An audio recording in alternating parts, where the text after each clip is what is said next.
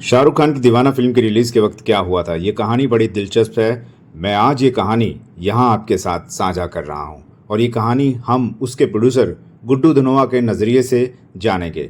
गुड्डू धनोआ ने एक इंटरव्यू में ये सारी बातें कही थी। आज दीवाना फिल्म को रिलीज हुए 32 साल हो गए हैं। 25 जून 1992 को दीवाना रिलीज हुई थी। शाहरुख खान की डेब्यू फिल्म थी दीवाना। चलिए कहानी शुरू करते हैं गुड्डू धनोआ के नज़रिए से। फिल्म रिलीज होने के बाद मैं बादल, बिजली, बरखा थिएटर में गया था। ये तीनों थिएटर मुंबई की अलग अलग जगहों पर हैं। जैसे ही ऐसी दीवानगी गाना आया, फिल्म देखने आए दर्शक झूमने लगे। स्क्रीन की चारों तरफ आने के सिक्के की बरसात होने लगी। सिक्कों के गिरने की आवाज़ किसी मधुर संगीत जैसी लग रही थी। मेरी आंखों में आंसू आ गए जब मैंने कुछ दर्शकों को कुर्सी पर चढ़कर नाचते हुए देखा। वो गाना दर्शकों को दीवाना बना रहा था। गुड्डू धनोआ समय में और थोड़ा पीछे पहुंचते हैं। वो उस दिन को याद करते हैं जब उन्होंने पहली दफ़ा शाहरुख को देखा था। गुड्डू कहते हैं, दिल्ली के कनॉट प्लेस पर स्थित द होस्ट नाम के एक बहुत बढ़िया से रेस्टोरेंट में शाहरुख और मेरी मुलाकात तय हुई थी। मेरे साथ मेरे डायरेक्टर राज कंवर भी थे। जैसे ही शाहरुख रेस्टोरेंट के अंदर आए, रेस्टोरेंट में बैठे कुछ कस्टमर्स उन्हें देखकर आपस में उनके बारे में बात करने लगे। कुछ पल के लिए धीमी आवाज़ में शाहरुख खान का नाम ही गूंजता रहा, क्योंकि उस वक्त तक शाहरुख खान फौजी और सर्कस टीवी शोज के जरिए मशहूर हो चुके थे। गेट में घुसकर शाहरुख चारों तरफ नजरें घुमाकर देखने लगे। उन्होंने हमें कभी नहीं देखा था। मैंने हाथ हिलाकर शाहरुख को हमारी तरफ आने का इशारा किया। मुझे देखकर वो मुस्कुराए और हमारी तरफ आ गए। शाहरुख मेरे सामने वाली चेयर पर बैठ गए। मैंने उन्हें बताया कि मैं उन्हें अपनी फिल्म दीवाना में साइन करना चाहता हूँ, लेकिन शाहरुख ने जवाब दिया कि उनके पास डेट्स नहीं है। मैं हैरान हो गया। मुझे तो ये पता ही नहीं था कि शाहरुख के पास एक भी फिल्म फ़िलहाल नहीं है। मैंने शाहरुख से पूछा कि वो ऐसा क्यों कह रहे हैं, तो उन्होंने बताया कि वो 5 फिल्में साइन कर चुके हैं। राजू बन गया जेंटलमैन, चमत्कार, किंग अंकल, कभी हाँ कभी ना, दिल आशियाना है। मुझे बड़ी निराशा हुई, लेकिन मैंने शाहरुख से कहा कि कम से कम एक दफ़ा फिल्म का सब्जेक्ट तो सुन लें। शाहरुख ने हमें अपने घर आने को कहा। अगले दिन हम शाहरुख के घर पहुँचे। शाहरुख को हमने पूरी कहानी सुनाई। मुझे टेंशन हो रही थी कहीं शाहरुख ये सोचकर मना ना कर दें कि उनकी एंट्री तो आधी फिल्म के बाद होगी। लेकिन शाहरुख ने कहा कि गुड्डू, मैं तुम्हारी फिल्म कर रहा हूँ, लेकिन मैं तभी तुम्हें कोई डेट्स दे पाऊँगा जब मेरी साइन की हुई कोई भी एक फ़िल्म कैंसिल हो जाए, क्योंकि तभी मैं तुम्हारी फिल्म की शूटिंग कर पाऊँगा। शाहरुख को जब मैंने बताया कि रवि का कैरेक्टर ऋषि कपूर निभाने वाले हैं तो वो बड़े खुश हुए। शाहरुख ने कहा कि ऋषि जी के साथ काम करना उनके लिए एक बहुत बड़ी बात होगी। मैंने 1.5 लाख रुपए में शाहरुख खान को दीवाना के लिए साइन कर लिया।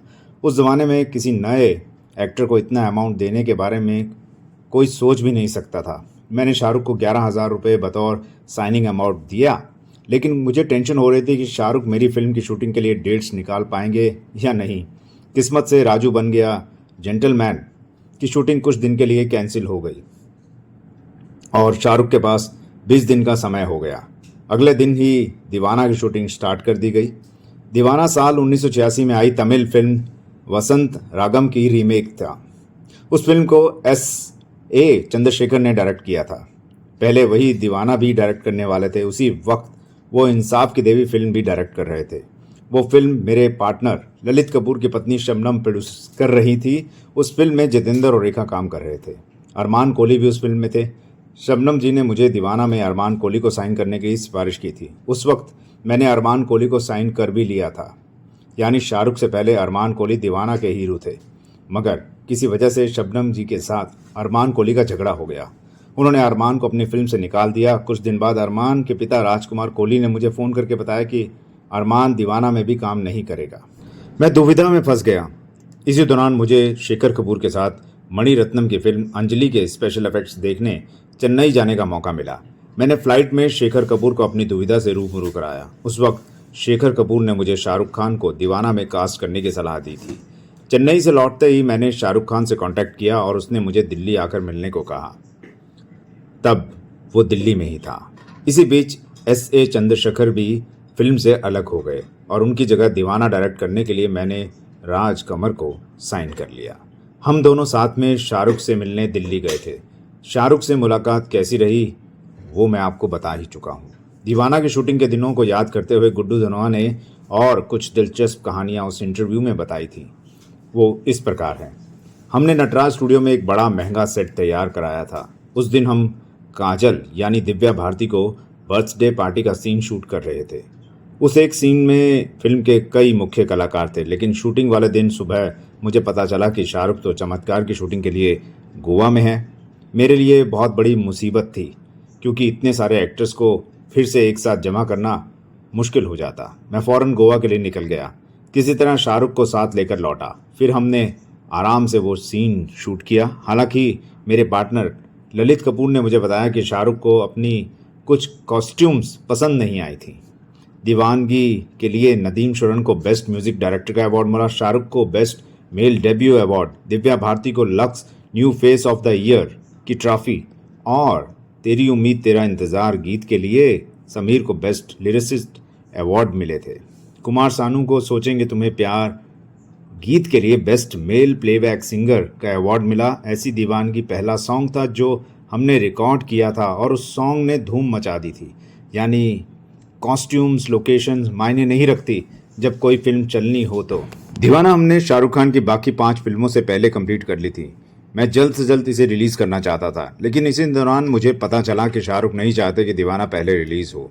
वो चाहते थे कि उनकी पहली रिलीज फिल्म कोई सोलो स्टार होनी चाहिए। दिल आशियाना है या राजू बन गया जेंटलमैन पहले रिलीज़ होनी चाहिए। मुझे ये बातें बुरी लगी थी। मैंने जब इस बारे में शाहरुख से बात की तो उन्होंने कहा कि ऐसा कुछ भी नहीं है। उन्होंने किसी से ये कुछ भी नहीं कहा है इसके बारे में कि उनकी पहली रिलीज़ फिल्म कौन सी होनी चाहिए। शाहरुख ने मुझे कहा कि गुड्डू तुम जब चाहो अपनी फिल्म रिलीज़ करो। मैंने शाहरुख को याद दिलाया कि अभी तो डबिंग भी होनी है। शाहरुख ने फ़ौरन डबिंग के लिए डेट्स दे दी।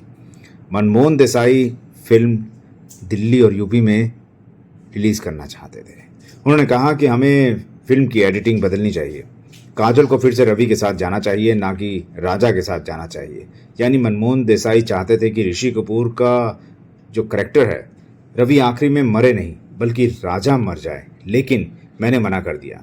फिल्म रिलीज़ हुई और पहले दिन ही हिट साबित हुई। भारत के कुछ थिएटर्स में तो दीवाना ने गोल्डन जुबली भी मनाई। दीवाना की कामयाबी ने शाहरुख की बाकी फिल्मों को भी फ़ायदा पहुंचाया। दीवाना की रिलीज़ के कुछ दिन बाद शाहरुख मुझे आरोग्य निधि अस्पताल के बाहर मिले थे। मेरे साथ मेरी माँ थे। शाहरुख ने उनके पैर छुए।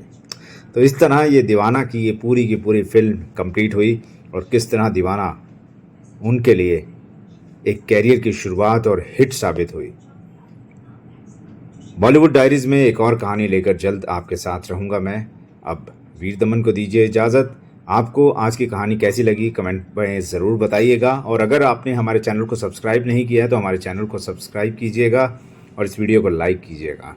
हमारे फेसबुक आईडी को फॉलो कीजिएगा। एक और इस तरह की मज़ेदार कहानी लेकर आपसे जल्द हाजिर होऊंगा, मिलूंगा। तब तक अपना ख्याल रखिएगा, मुस्कुराते रहिएगा और ज़िंदगी से हाथ मिलाते रहिएगा। नमस्कार। बॉलीवुड डायरीज़ में एक और कहानी लेकर जल्द आपके साथ रहूँगा मैं। अब वीर दमन को दीजिए इजाज़त।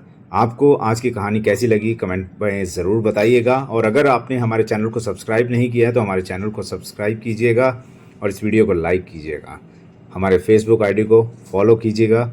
एक और इस तरह की मज़ेदार कहानी लेकर आपसे जल्द हाजिर होऊंगा, मिलूंगा। तब तक अपना ख्याल रखिएगा, मुस्कुराते रहिएगा और ज़िंदगी से हाथ मिलाते रहिएगा। नमस्कार।